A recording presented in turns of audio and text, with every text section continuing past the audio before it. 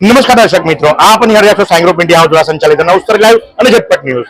ધારાગીરીમાં એક ઘટના બનવા પામી। ઘટના એ બનવા પામી કે બે માસૂમ બાળકો, એકની ઉંમર 4 વર્ષ, એકની ઉંમર 3 વર્ષ, ગાડીની અંદર ગુંગળામણના કારણે મૃત્યુ પામ્યા એવી વાતો વાયુવેગે પ્રસરી। પોલીસની ટીમ ત્યાં પહોંચી, બાળકોને લઈ જવામાં આવ્યા હોસ્પિટલ ખાતે। હોસ્પિટલ પર ફરજ પરના ડોક્ટરે એમને મૃત ઘોષિત કર્યા અને ત્યારબાદ પોસ્ટમોર્ટમનો સિલસિલો શરૂ થયો। પોસ્ટમોર્ટમની પ્રાથમિક તપાસની અંદર માલુમ પડ્યું છે કે એમને ગુંગળામણના કારણે મૃત્યુ થઈ છે, પણ સમાજ, પરિવાર અને અડોશ પડોશ એક નવી સ્ટોરી લઈને આવ્યું છે। સ્ટોરીમાં ટ્વિસ્ટ છે, માં આવા પગલા ભરી શકે ખરી?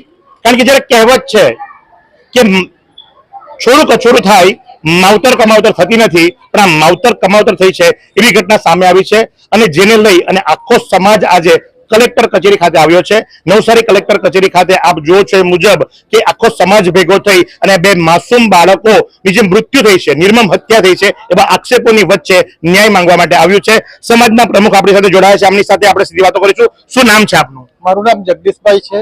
જગદીશભાઈ, શું ઘટના બનવા પામી? શા માટે આજે સમાજ એકત્રિત થયો અને શા માટે આવેદનપત્ર આપવામાં આવ્યું?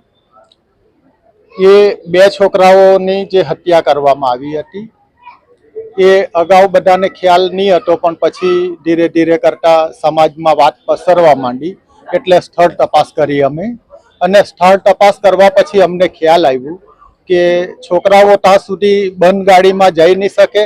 ગાડી 5 વર્ષથી જૂની પડેલી હતી, દરવાજો ખોલી નહીં શકે નાના છોકરાઓથી, તો એ ગાડીની અંદર કઈ રીતે ગયા અને એ લોકોની મોત કઈ રીતે થઈ। પણ અમને એવી શંકા ગઈ કે એની મમ્મી જે છે છોકરાઓની, એનું લફડું વિધર્મી સાથે છે, એટલે એના લફડાના કારણે એણે એમનો રસ્તો સાફ કરવા માટે આ હત્યા કરવામાં આવી છે અને એમના પ્રેમીએ જ આ હત્યા કરી છે એવી એમને શંકા છે। તો તમે જે પ્રમાણે સાંભળો છો એ મુજબ કે પ્રેમીએ જ હત્યા કરી હોય એવી વાતો સામે આવી છે। ન માત્ર ભાઈઓ પણ બહેનો પણ મોટી સંખ્યાની અંદર અહીં ઉપસ્થિત થયા છે અને સૌ કોઈ જે ખરા અહીંયા આવ્યા છે। બહુ મુદ્દાની વાત છે કે ઘરથી 300 મીટર દૂર પાર્ક કરેલી કાર, અને જે કાર 5 વર્ષથી બંધ હોય અને એ કારના બારણા કોઈ મોટા વ્યક્તિ પણ નહીં ખોલી શકે, એ નાના બાળકો કે જે ખોલી શકે। બહેનો પણ જોડ્યા છે। બેન, શું નામ છે આપનું? લક્ષ્મીબેન। લક્ષ્મીબેન, શું માટે, કયા કારણસર આપ સૌ અહીંયા ઉપસ્થિત થયા છો? મારો ભાઈ છે, સગો ભાઈ છે, મારો નાનો હીરો એ તેના બંને છોકરાઓને કઈ રોગ નહીં હતું, કઈ નહીં। બંને છોકરાઓને 12 વાગે પેલા વસીમ કરીને લાવ્યો હતો। 12 વાગ્યાના છોકરાઓ તેની પાસે હતા કે કોની પાસે હતા, તેજલ પાસે હતા, એ બી અમને ખબર નથી। કઈ રીતના એ મૃત્યુ પામી ગયા તે બી અમને ખબર નથી। ડાયરેક્ટ એ લોકો છોકરા બંધે મરી ગયા ત્યાર પછી અમને, અમારા ઘરના છોકરા છે ત્યાર પછી અમને ખબર પડી કે તારા ભાઈના છોકરા મરી ગયા છે। અમને કઈ ખબર જ નથી। તે તેજલે અને વસીમે બંધે થઈને છોકરાઓને મારી નાખ્યા છે। અમને પૂરો શક એમની પર જ છે। જ્યાં સુધી મળતી માહિતી ત્યાં સુધી કે તમારા ભાભી તમારા ભાઈની સાથે નહોતા રહેતા હતા અને અલગ રહેતા હતા? 1.5 વર્ષથી નહીં રહેતા હતા, કેમ કે તેમની સાથે લફડું લાગી ગયેલું હતું એમના પિયરમાં। તેની સાથે લફડું લાગી ગયેલું હતું અને ભાઈ સાથે ઝઘડો કરીને ભાગતી હતી। ભાઈ લેવા જતો હતો તો પોલીસ કેસ કરીને મારા ભાઈને માર ખવડાવતી હતી, છોકરા પણ નહીં આપતી હતી એ રીતે। એટલે સગી માતાએ બે બાળકોને પોતાના પ્રેમની સાથે ભેગા મળી અને હત્યા કરી એવી શંકા સેવાઈ રહી છે। આ પૂરી શંકા મને એમની પર જ જાય છે। શંકા નથી, પૂરો શક જ છે એમની પર। તમે જો છો એ મુજબ કે આખો સમાજ આજે ભેગો થયો છે અને સૌનું કેવું એમ છે કે આ એક પૂરી હકીકત છે કે એક માએ પોતાના પ્રેમીની સાથે, એ પણ વિધર્મીની સાથે મળી અને પોતાના જ બે બાળકોની હત્યા કરી હોય એવી વાતો સામે આવી છે। શું નામ છે આપનું? કિશોરભાઈ। કિશોરભાઈ, આપનું શું કેવું છે? મારું કેવું તો એક જ છે કે જે કાર જે જગ્યા પર છે ત્યાં ગુજરબાઓનું કાંટાનું બધું છે, મોટા વ્યક્તિ પણ આવડા છોકરા પણ નહીં જઈ શકે, તો જે નાના છોકરા છે એ કઈ રીતે ત્યાં સુધી જવાના? આટલા કિલોમીટર આગે 300 મીટરની દૂરી પર એ છોકરા ઘરના સામે જે કઈ કરવું લોકો સંગત એ લોકો કરતા હતા, બરાબર? અને એ કાર પર બધે એવો ધૂળ લાગેલી છે કે ખાલી આંગળું અડ્યું તો આંગળું પડી રહી, મતલબ દરવાજો ખોલવાનો કોઈ છે જ નથી, અને દરવાજો ખોલીને ભરાઈ લોક થાય પરિસ્થિતિ છે જ નથી। એમ છોકરાઓને મારી નાખ્યા, અંદર ગુગળાઈ નહીં લોકો જાતે। જે દિવસે બાળકોની મૃત્યુ થઈ હતી તે દિવસે અમે બાળ મંદિરમાં ગયેલા હતા, ત્યાં મેડમની જગ્યાએ પેલી જે કામડિયા હતી તો તેમને અમે પૂછ્યું, અમને રેકોર્ડિંગ બી કર્યું છે। એ બેને એમ કીધું, મેં કોઈ લેવા કોણ આવલો હતો? વસીમભાઈ આવલો લેવા। મેં કહ્યું તારો હું અધિકાર કરીને આપવાનું? એના વાલીની સાઈન છે તારી પાસે, એની માની સાઈન છે કે આ ભાઈને આપજે? તો પેલી બેન એમ કહે કે એ બેને જ એને કહ્યું કે મેં આવું તો મને આપવાનું બાળક, વસીમ આવે તો એને આપજો બાળક। એટલે કે માતાએ પોતે બાલ મંદિરની અંદર કીધેલું હતું કે વસીમ નામના માતાએ બી કીધું મેડમ ને, પેલી બેનને, કે આ ભાઈ લેવા આવે તો એમના છોકરા સમજો એમ।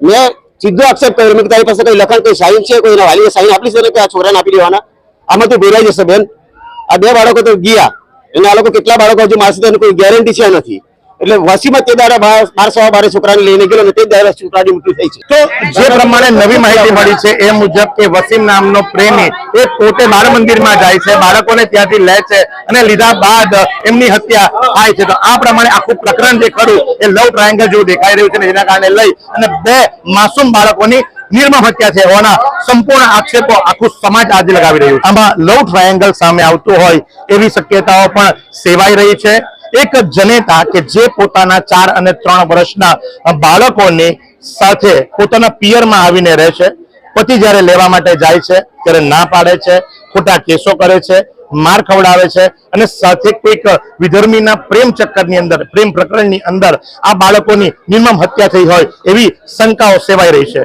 જો કે પોસ્ટમોર્ટમનો રિપોર્ટ આવ્યો છે અને પોસ્ટમોર્ટમના રિપોર્ટની અંદર જે પોલીસ દ્વારા જાહેર કરવામાં આવ્યો છે એમાં એ જાણવા મળ્યું છે કે ગુંગળામણના કારણે પ્રાથમિક તપાસ ગુંગળામણના કારણે એમનું મૃત્યુ થયું છે તો આજે આખો જોગી સમાજ જે ખરો એ કલેક્ટર કચેરી ખાતે આવ્યો છે કલેક્ટરને આવેદનપત્ર આપ્યું છે અને ન્યાય માટેની ગુહાર લગાવી રહ્યું છે તો આ જ પ્રમાણે આવા અવનવા સમાચારો માટે આપ નિહાળ કરવાનો અવસર આવ્યો અને ઝટપટ ન્યૂઝ શું તમે શરીરના સાંધાના દુખાવાથી પીડાઈ રહ્યા છો કે પછી તમે કોઈ સ્પોર્ટ્સ ઇન્જરીથી પીડાઈ રહ્યા છો લકવાની બીમારી બાદની પીડા સહન કરી રહ્યા છો શું તમને સ્પાઇનલ પ્રોબ્લેમ છે તો આ તમામ દુખાવાને હવે બાય કરી દો કારણ કે માસ્ટર ડિગ્રી ધરાવતા ખૂબ જ અનુભવી ફિઝિયોથેરાપિસ્ટ ડૉક્ટર અમિત પટેલ પાસે તમે આ તમામ સમસ્યાઓનું સચોટ નિદાન કરાવી ફરીથી નોર્મલ જિંદગી જીવી શકો છો તો સરનામું નોંધી લો comprehensive care centre DD street library પાસે અનુરાગ સારીઝની લાઇનમાં નવસારી વિરામ બાદ આપનું હાર્દિક સ્વાગત છે અને હવે 2 બાળકોના પિતા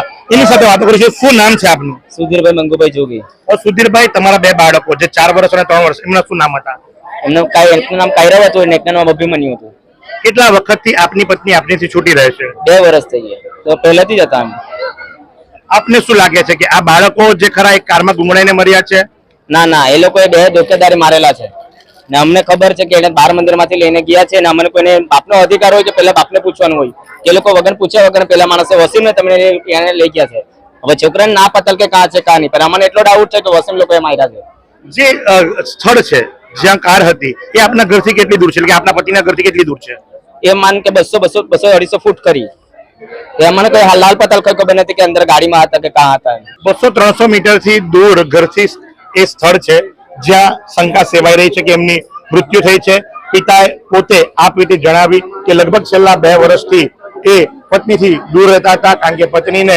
લવ અફેર હતું અને જેના કારણે લઈ અને એ પોતાના જે પ્રેમી છે એ પ્રેમીની સાથે રહેવા માટે પોતાના ઘરથી નીકળી ચૂક્યા હતા તો આ જ પ્રમાણે પડેપડની અપડેટ માટે આપ નિહાળ કરવાનો અવસર લાવ્યો ઝટપટ news camera person Sahil Rajput સાથે ઉમેશ ભટ્ટ फालूदा मिक्स की इतनी सारी वैरायटीज रिफ्रेश के पास है अगर आपको भी चाहिए रिफ्रेश के फालूदा मिक्स की इतनी सारी वैरायटीज तो फिर सर्च करो क्लिक करो लाइफ को रिफ्रेश करो